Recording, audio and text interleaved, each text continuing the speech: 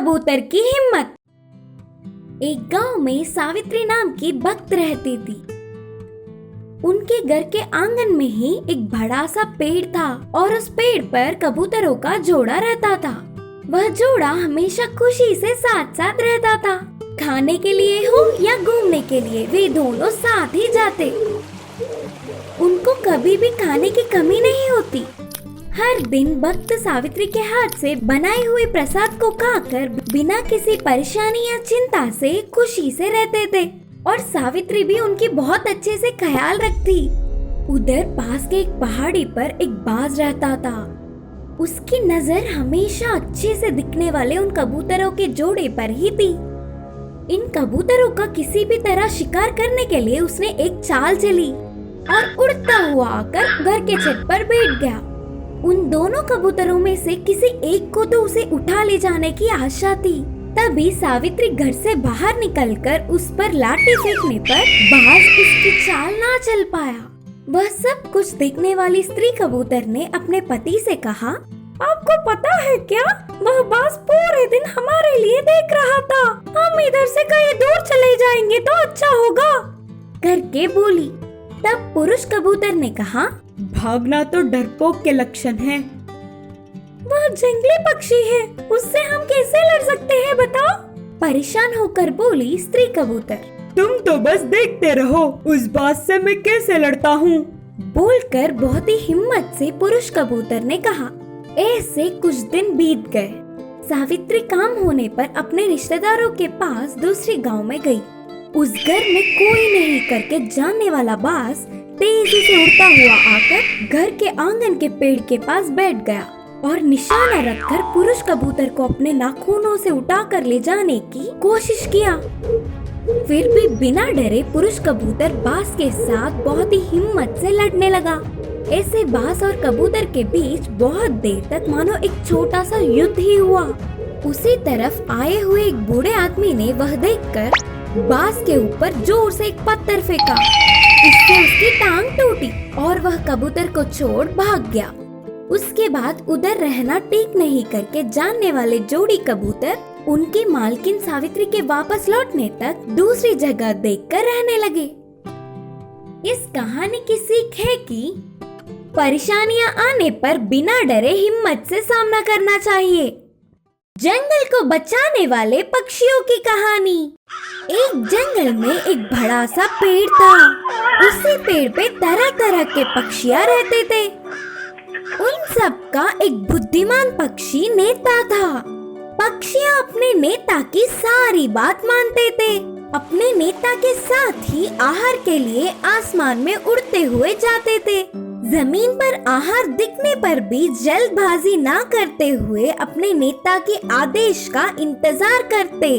उधर आसपास कहीं भी कुछ भी कतरा नहीं करके पक्का करने के बाद अपने नेता के आदेश अनुसार नीचे उतरते थे। खुशी से आहार खाते और फिर शाम तक वापस अपनी जगह आराम से लौट जाते। और उनके साथ ही रहने वाली एक बुरी पक्षी नेता की बातों को मानता ही नहीं था, क्योंकि उसे भी नेता बनने की दुराशा थी। नेता एक बोलता तो वो कुछ और ही करता था। ऊपर से बाकी के पक्षियों से भी अपनी बात मनवाने की कोशिश करता, लेकिन उसकी बातों को कोई भी ना मानने पर उसे गुस्सा आ जाता था। उसका भी एक दिन आएगा करके समय का इंतजार करता।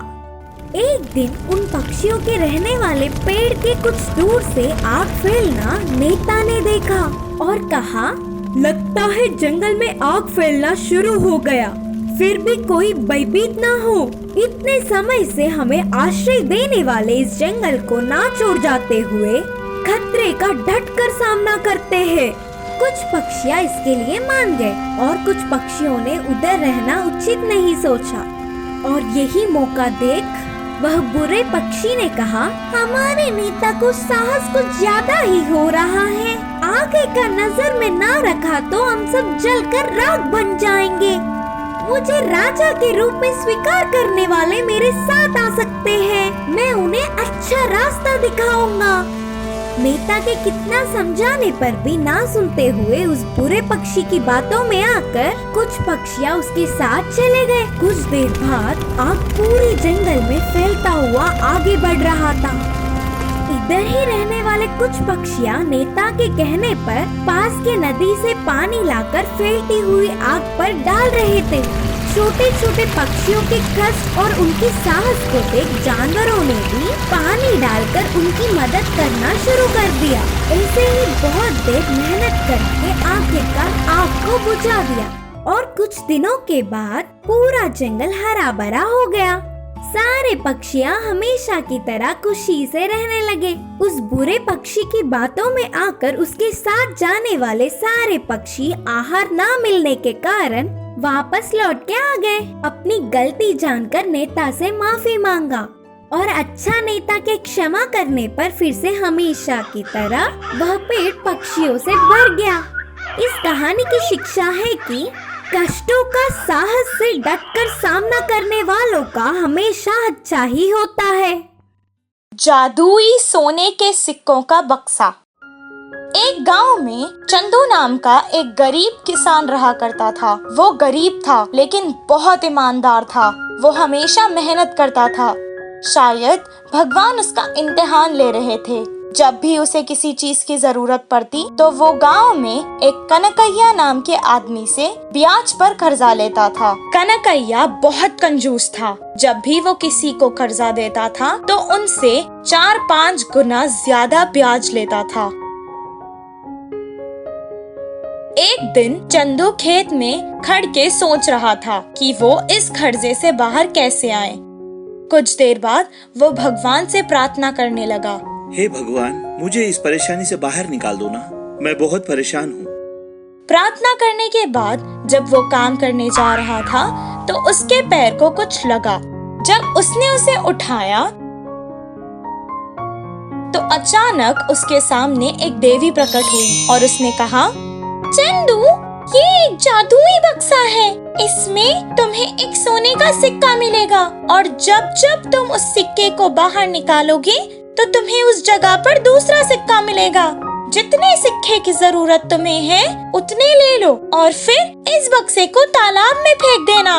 लेकिन एक बात का ध्यान रखना, अगर तुमने बक्सा फेंकने से पहले सिक्के खर्च किए तो वो बक्सा और सारे सिक्के गायब हो जाएंगे। इतना कहकर वो देवी वहाँ से गायब हो गई। वो बक्सा लेकर घर वापस चला गया। बहुत जल्द ये बात फैल गई और कनकैया को इस बक्से के बारे में मालूम हो गया।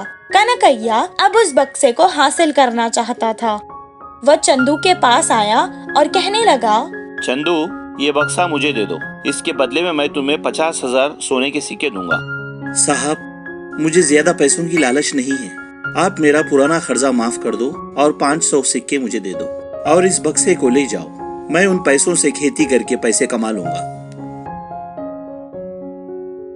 तब कनकैया सोचने लगा कि 50,000 के बदले ये सिर्फ 500 सिक्के मांग रहा है। कितना बेवकूफ आदमी था वो। 500 सिक्के उसे देकर कनकैया वो बक्सा ले जाना चाहता था। जैसे ही बक्सा कनकैया को दे दिया, चंदू ने देवी की सारी बातें उसे सुना दी। कनकैया खुशी खुशी बक्से को लेकर घर वापस आया और सारी रात बिना कुछ खाए पिए, बिना वक्त गवाए एक एक करके सोने के सिक्के निकालता गया और 10 बोरियां भरने के बाद भी उसका लालच नहीं गया। वो अपने घर भर के सिक्कों की बोरियां चाहता था। कुछ दिन हो गए और बिना आराम किए, खाना खाए वो सोने के सिक्के जमा कर रहा था और बीमार हो गया।